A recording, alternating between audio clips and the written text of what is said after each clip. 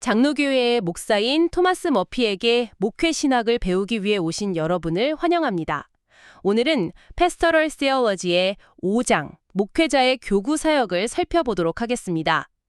이 장에서는 설교 외에 목회자가 자신의 교구, 그러니까 담당하는 신자들과의 관계 속에서 수행해야 할 어쩌면 덜 두드러지지만 아주 중요한 개인적인 임무들을 다루고 있습니다. 우리는 흔히 목회자 하면 설교단 위의 모습을 떠올리기 쉬운데요.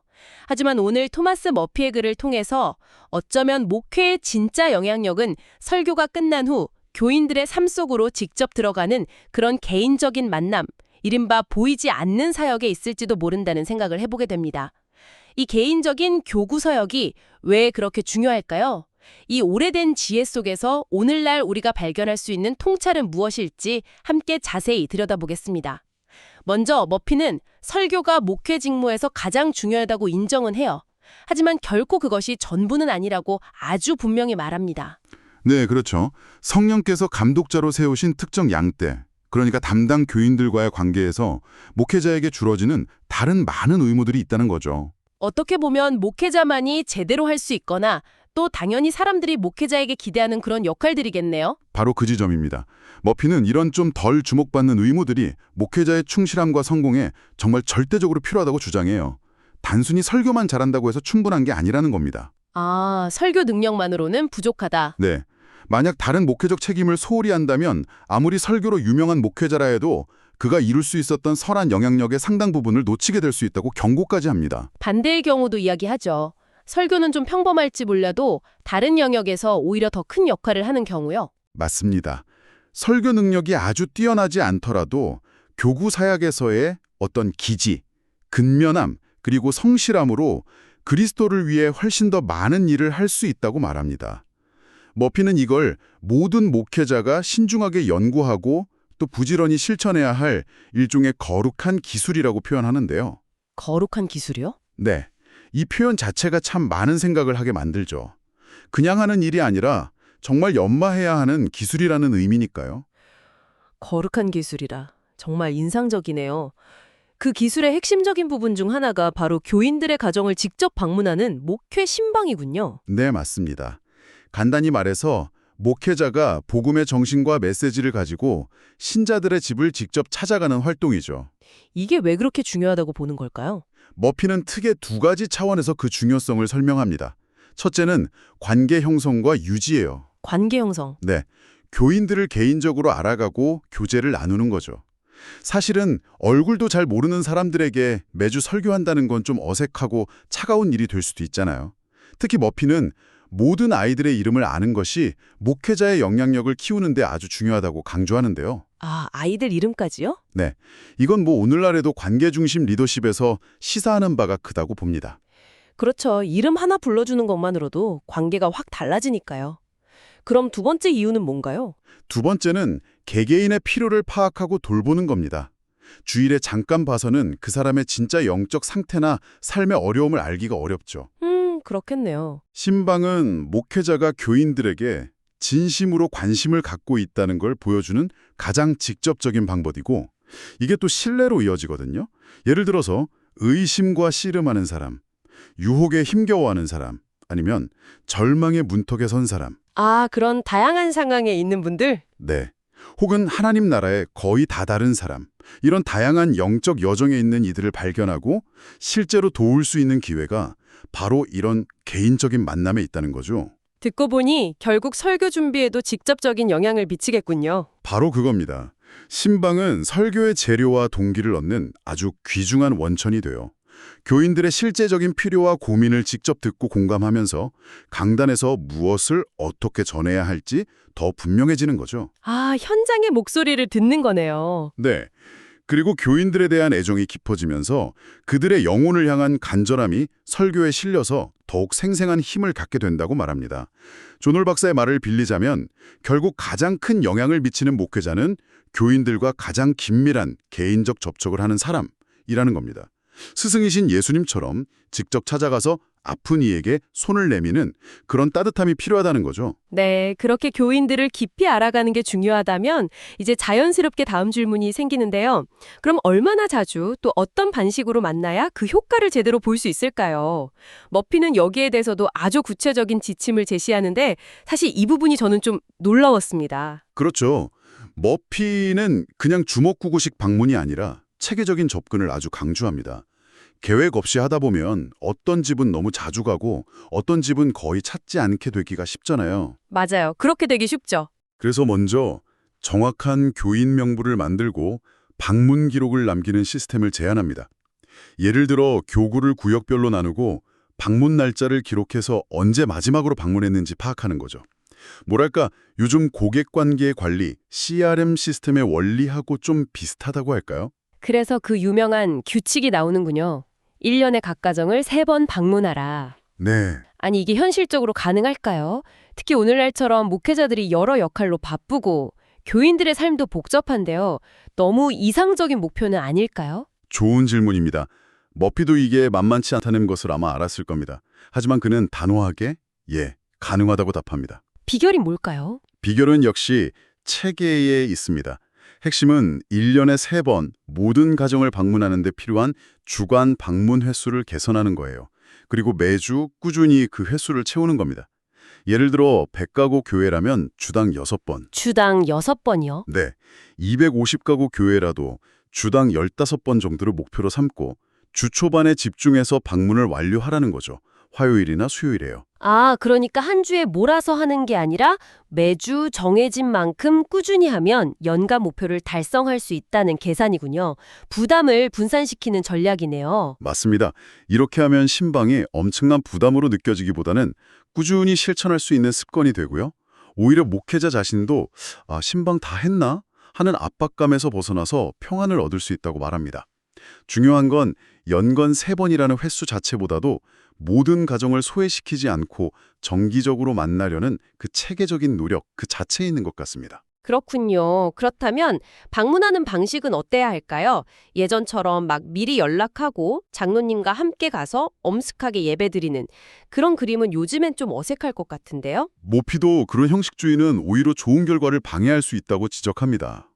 그래서 몇 가지 일반 원칙을 제시하는데 첫째는 가능한 한 격식을 차리지 말라는 겁니다. 격식 없이요? 네, 직무상 전문가로서 딱딱하게 다가가기보다는 친구처럼 편안하게 만날 때 상대방도 마음을 열 가능성이 높다는 거죠.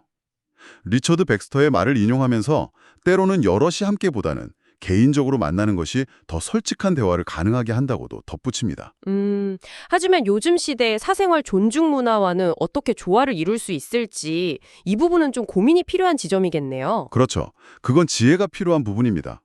두 번째 원칙은 상황을 잘 살피고 그에 따라 지혜롭게 행동하라는 것입니다. 상황 판단이 중요하군요. 네, 거의 모든 방문에서 자연스럽게 신앙적인 대화나 위로, 교훈, 혹은 함께 기도할 기회를 찾을 수 있다는 거죠. 예수님이 사마리아 여인과 우물가에서 만나서 일상적인 대화로 시작해서 깊은 영적 진리로 이끄셨던 것처럼요. 방문 중에 상황과 대화를 민감하게 포착해서 복음의 메시지로 연결하는 지혜가 필요합니다. 마지막 원칙이 가장 중요하다고 강조했던 것 같은데요. 네, 맞습니다. 셋째 원칙은 각 방문에서 어떤 식으로든 영적인 유익을 주겠다는 확고한 목적을 가지라는 것입니다.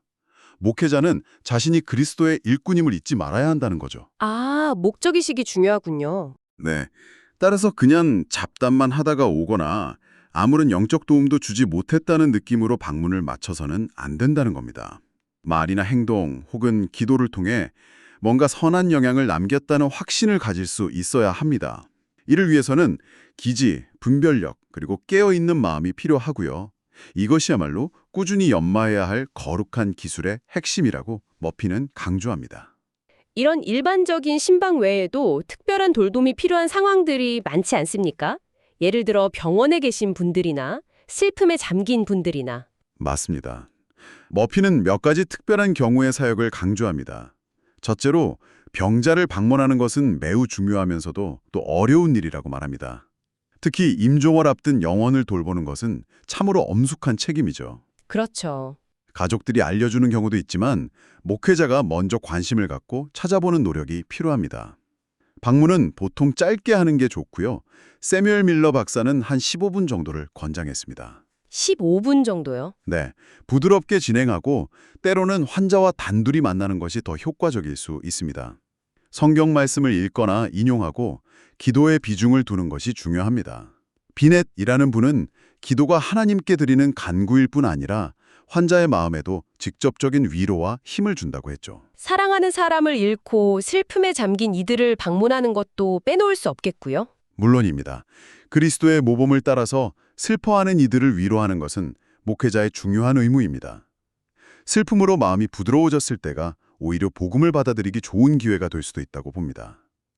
따라서 진심으로 공감하며 로마서 12장 15절 말씀처럼 우는 자들과 함께 울라라는 자세로 꾸준히 돌보는 것이 필요합니다.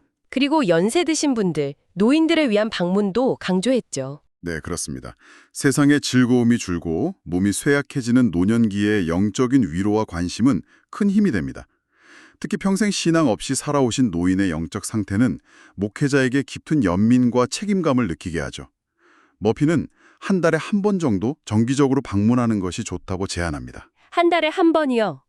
마지막으로 영적으로 각성한 영혼들, 그러니까 이제 막 신앙의 눈을 뜨거나 구원의 길을 찾는 사람들을 돌보는 것도 중요하게 다룹니다. 그렇습니다. 이들은 영적으로 매우 민감하고 또 연약한 상태에 있기 때문에 지혜로운 인도가 정말 절실합니다. 교회 공동체는 이런 분들이 생기면 목회자에게 빨리 알려야 하고요.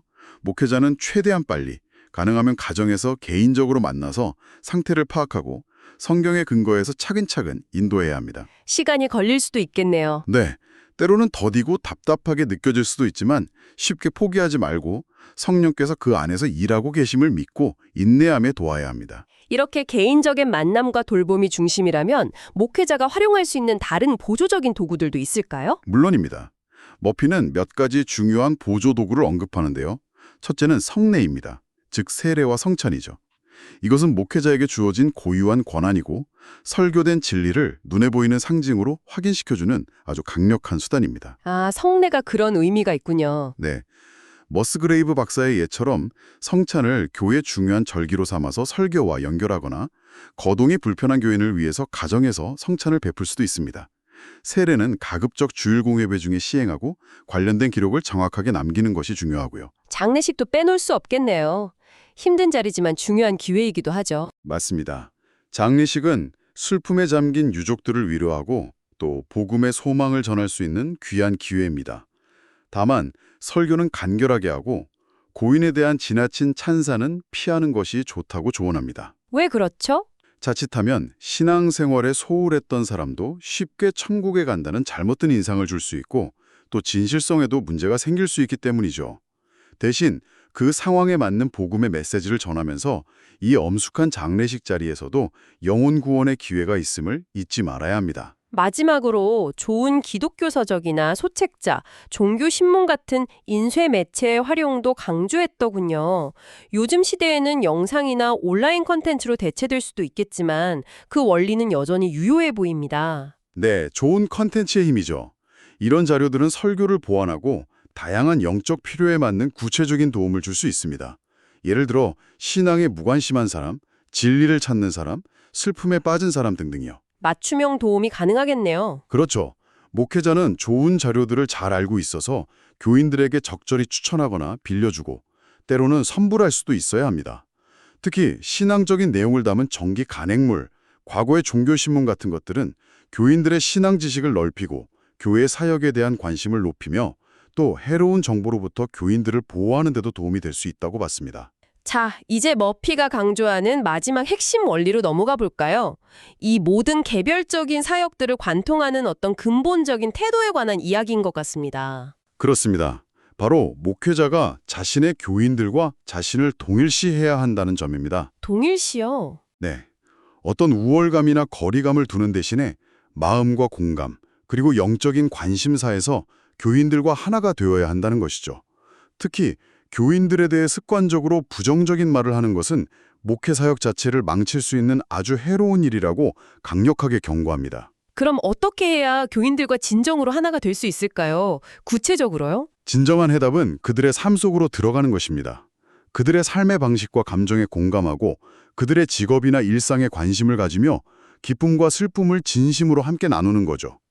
이 모든 것의 가장 깊은 뿌리는 교인들을 향한 진실한 그리스도인의 애정입니다. 아, 결국은 애정이군요. 네, 이건 꾸며낼 수 없는 마음 깊은 곳에서 우러나오는 진심이어야 합니다. 사도 바울이 고린도후서 7장 3절에서 여러분이 우리 마음에 있어 함께 죽고 함께 살게 하고자 함이라고 고백했던 것처럼요. 또 리처드 백스터가 말했듯이 부드러운 사랑 안에서 사역을 수행해야 하며 사람들이 당신이 그들을 진심으로 사랑한다는 것을 느끼게 해야 한다는 바로 그 마음입니다. 결국 기술이나 시스템 이전에 이 진실한 사랑과 애정이 가장 중요하다는 거군요. 네, 이 깊은 애정이야말로 목회라는 힘든 여정을 사랑의 수고로 만들고 궁극적으로 풍성한 열매를 맺게 하는 원동력이 된다고 머피는 결론 짓습니다. 앞에서 말한 거룩한 기술도 결국 이 사랑의 토대 위에서 연마될 때 진정한 의미를 갖는 것이겠죠. 오늘 토마스 머피의 글을 통해 우리는 목회자의 역할이 설교단 위에만 머무른 것이 아니라 교인들 한 사람 한 사람의 삶 속으로 깊이 들어가 관계 맺고 돌보는 개인적인 사역, 그 거룩한 기술이 얼마나 중요한지 다시 한번 확인했습니다. 설교만큼이나 어쩌면 그 이상으로 목회의 성패를 좌우할 수 있는 핵심 요소라는 생각이 드네요. 그렇습니다. 이는 목회라는 부르심이 단순한 지식 전달이나 조직 관리를 넘어서 얼마나 깊고 인격적인 관계와 헌신을 요구하는지를 잘 보여줍니다. 자, 그럼 이 모든 이야기가 오늘을 살아가는 여러분에게는 어떤 의미가 있을까요? 마지막으로 여러분께 생각해볼 질문을 하나 남겨드립니다. 오늘 우리가 살펴본 이 깊고 개인적인 참여, 즉 목회적 돌봄이라는 거룩한 기술의 원리가 비단 목회 현장을 넘어서 여러분의 삶이나 직업 속에서는 어떻게 적용될 수 있을까요? 여러분이 누군가를 이끌거나 가르치거나 영향을 미치는 위치에 있다면 그 대상과 진정으로 연결되고 그들의 영혼을 살피며 신뢰를 쌓고 성장을 돕는다는 것은 구체적으로 어떤 모습일지 한번 고민해 보시면 좋겠습니다.